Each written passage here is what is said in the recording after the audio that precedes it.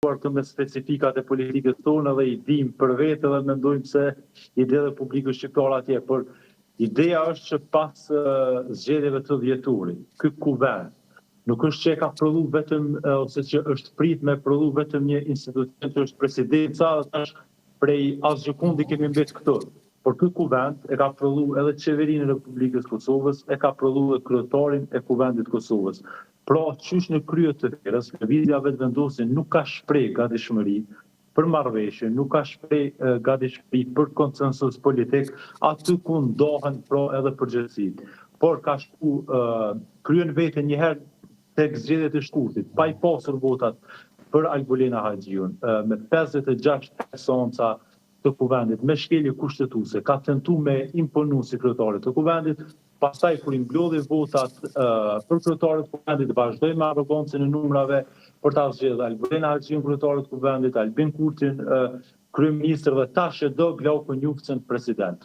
Në këtë rast opozita, si më thonë, nuk po fillon loja këtu, që opozita do të tregohet konstruktive ashtu kështu.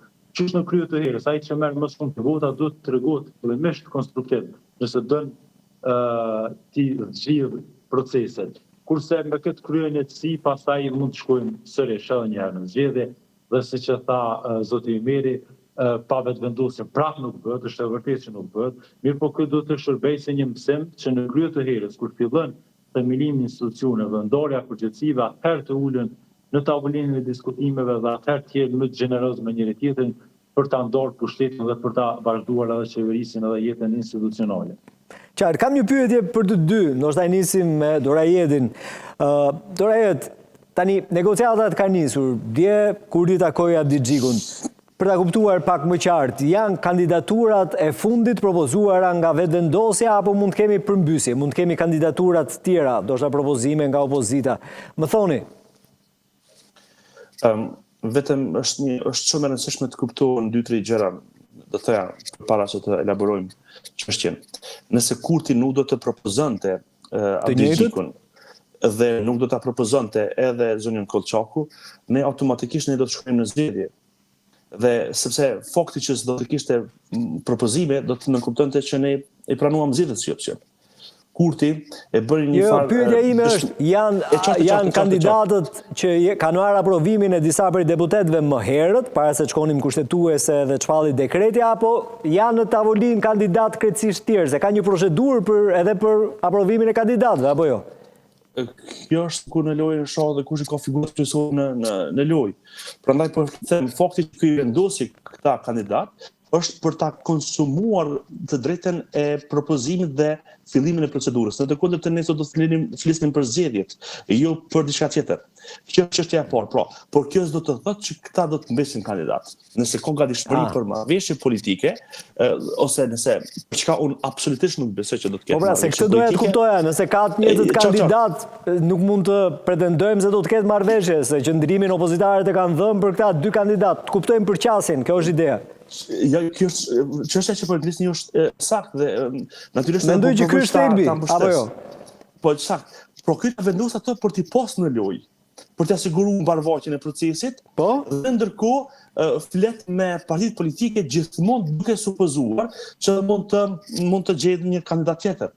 Por problemi është këtu, se nëse na duhen neve votat kur ti marrim në shkrimet, pra ne nuk mund të bëjmë një marrëveshje për kandidat për një kandidat në ashtu, pa e pas një marrëveshje të gjerë politike, në të cilën domosdoshmërisht përfshihen SPOK-u dhe SEB. Sepse dy çështje është. Ka sta themi dy çështje. E para, këta kandidatë që janë në garë, këta i marrin në raundin e tretë votat domosdoshmërisht. Po Kurti, nëse arrin që të shtyjë në proces të votimin mbi 80 veta apo presidentin vet.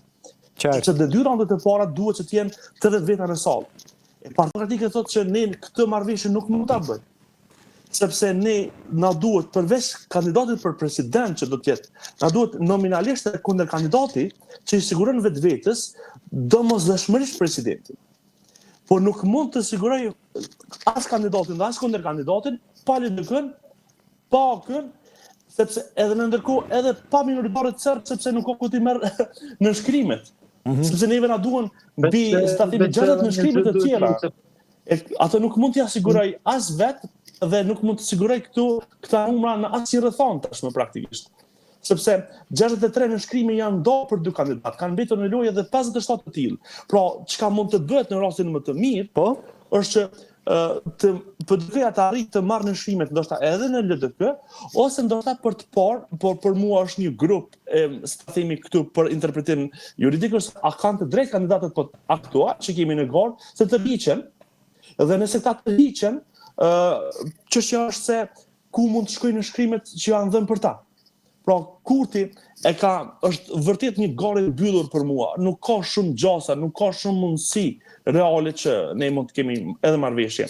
Sepse kështu që janë vendosur aktorët në teren, nuk më jap asnjë indikacion pozitiv që ne do të mund të kemi as marrëveshje dhe as problem në këtë periudhë orë.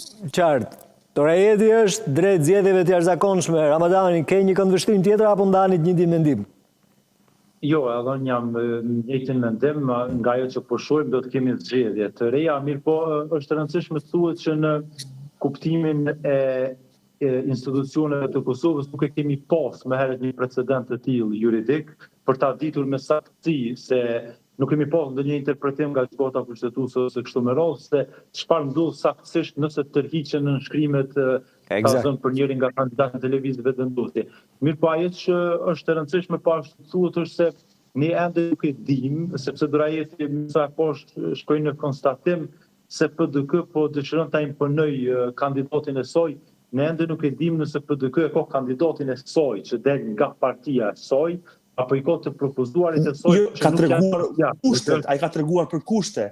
Dhe kushtet fore janë na çojnë në konstatime. Me Kurtin kushtet janë të domosdoshme, sepse po hyre vend me 80 vota dhe po ja kalove 2 raunde edhe unë edhe të tim që... Prandaj unë nuk bëra konstatim, po vetëm e ndora si përfundim logjik që nëse nuk duhet kështu atëherë të ja ke bërë lojën atij dhe ja ke plotësuar kushtet reale që ai ta zgjedh presidentin vet. E vërtet, veç ajo që nuk dihet është se nëse PDK e ka ndonjë emër nga jashtë partia e saj, por që, si më thonë, do të kishte garancë për gjerë për ta votuar, edhe prandaj do t'i legjitimojë edhe kushti i, si më thonë, tërheqjes nga propozimi për kandidat partia. Kurse nëse i ka nga partia e saj, do t'i isha pajtuar se është, si më thonë, janë duke kërkuar shumë. Mirë po këtë nuk e dim sepse Partia Demokratike e Kosovës nuk ka thonë asnjë emër në lidhje me këtë çështje. Dhe nuk do të jap asnjë emër sepse se ka asnjë emër tek Ramadani përveç emrave të partisë, sepse ajo nuk i beson asnjë figurë tjetër përveç atyre që do të ishin të lidhur me partinë drejt për së drejti për të ndarë pushtetin me Kurtin aty ku ndahet në inteligjencë, në diplomaci dhe në çështjet e sigurisë së brendshme. Në fakt në Kosovë nuk është që nuk ka figura kështu përbashkuese nëse dëshirojnë t'i gjejmë, ato që për mua do të ishin të pranuara edhe nga PDK dhe nga lëvizja vendosje, por tash siç e the më herët është edhe për mua çështje e mbyllur dhe do të shkohet në zgjedhje, por nëse bën një mendim lidhje me fatin politik të zonjës Osmani, atëherë kryetari i Lidhjes Demokratike të Kosovës Lumira Abdiku disa herë edhe drejt për drejt edhe tërthurazi e ka shpreh përveç vullnetit edhe dëshirën e tij për ta rikthyer Vjosa Osmani në krye të LDK-s.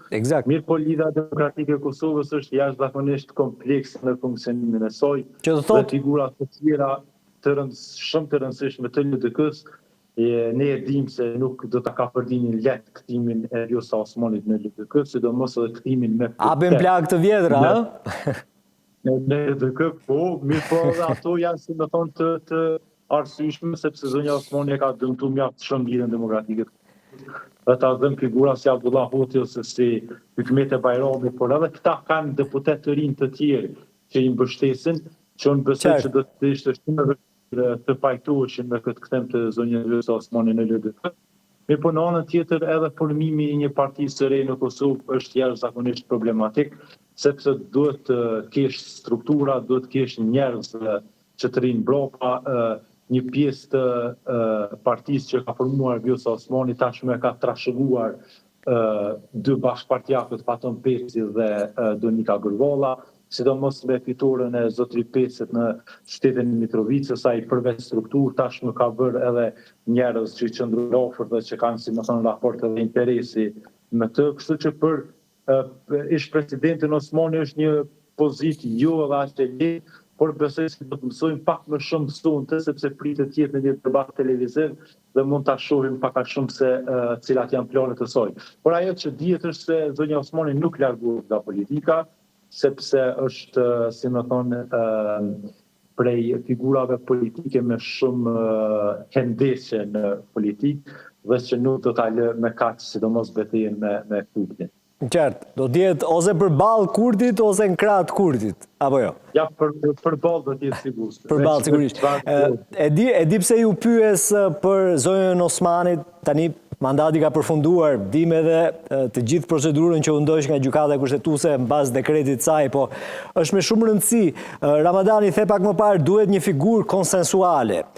Duket se Osmani jo vetëm që ishte konsensuale, po kishte edhe marrëdhënie të mira me ndërkombëtarët, në pozitat më të vështira të Kurtit, ajo ka luajtur një rol, le themi, thelbësor për të mos shkëputur urat, për të mos putur peun, e themi në ndryshe. Kështu që në këtë kuptim, në ushtrimin e funksionit të saj si presidenti nuk ka qenë as pak konsensuale, ka qenë binom me Kurtin, për çka edhe në intervistën e saj të fundit, si më thonë, ishte gati të morbide, kur tha se aja ka caktuar datën e zgjedhjeve me 20 dhjetor, atë kur i është boshur zotit Kurti, por në raport me ndërkombëtarët, po, mund të themi se ka qenë, si më thonë, një farë trashëgimtare e pararendësve të saj, që raportet me ndërkombëtarët ashtu siç janë përjetuar në Kosovë, i ka vazhduar dhe një Osmani ti mboj si të shenjta. Po, është e rëndësishme që presidenti i Kosovës t'ia ketë, le themi, këtë dhunti, marrëdhënien e mirë me ndërkombëtarët, apo këtë aftësi. Propozitat që ndodhet Kosova, ama domendja është shumë e rëndësishme. Them unë, po. Patjetër.